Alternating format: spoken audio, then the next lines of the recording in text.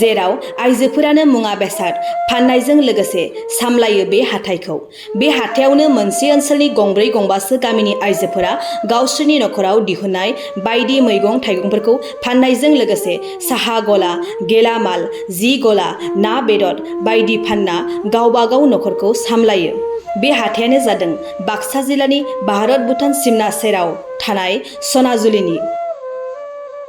बे हाथायाव सनाजुली ओनसोलनि जाहार बस्ती, साल बस्ती, दिपा, सानजा दक्षिणकुसि, खोदोमगुरि बायदि गामिनि आइजोफोरा सानफ्रोमबो बेलासि बेलासि समाव गावसोरनि नखरनि बायदि दिहुनजानाय मुवा बेसादफोरनि लोगोसे मैगं थाइगंफोरखौ फाननायजों लोगोसे साहा गला, गेलामाल, जि गला, ना बेदर बायदि फानना गावबा गावनि नखरखौ सामलायनायजों लोगोसे गथ' गथायफोरखौ फरायहोयो। दा बाथ्राया जाबाय जाय समाव आथिखाल कर'ना महामारिनि जाहोनाव गोबां सुबुंफोरानो खामानि मोनैनि जाहोनाव गोदाव सोराव जानो गोनां जादों। थिग बे समावनो बे ओनसोलनि आइजोफोरा लैहोर लैहोर ओंखारबोनानै गावबा गावनि नखरनि बायदि दिहुनजानाय मुवा बेसादफोरखौ फाननानै नखर दैदेननो ओंखारबोनाय हाबाफारिया थारैनो दिनैनि समाव मख'जाथाव जादों।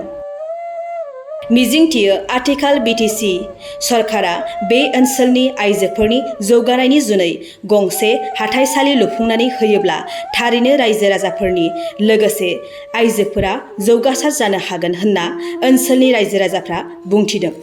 हाथाइनि नामा सनाजुलि। सनाजुलि। बहाय नुनो मोनो बांसिन आइजोफोरानो बहा हाथाइ खालामफैयो। बे बेलायाव मा बुङो? दा जोंनि सनाजुलियाव दा आइजोफोरानो मैगं थाइगं फानो आरो बे मैगं थाइगं फाननायजोंनो फिसा फिसौ लेखा इरि फोरोङो आरो दा आइजोफोरानो फानलाय बायलाय आरो दा बे सनाजुलियाव। बे बेलायाव गोबां आइजोफोरखौ दावगाबोनाय नुदों। दिनै मा मा बे माबायाव दखान दं बेवहाय?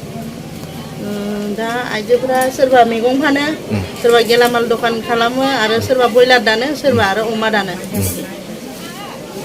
मोनबेसे गामि दं बे एरियायाव? दा जोंनि सनाजुलि सक जानाया 16ता गामिजों मोनसे गुदलि जयो आरो गुदलियावनो 16ता गामिनि आइजोफोरा फैयो। बेयावनो ज' जाफैजोबो? बेयावनो ज' जाफैजोबो। बहाय बे माबाखौ बे गुदलि बाजारखौ आइजोफ्रानो सामलायदों? सामलायो आइजोफ्रानो।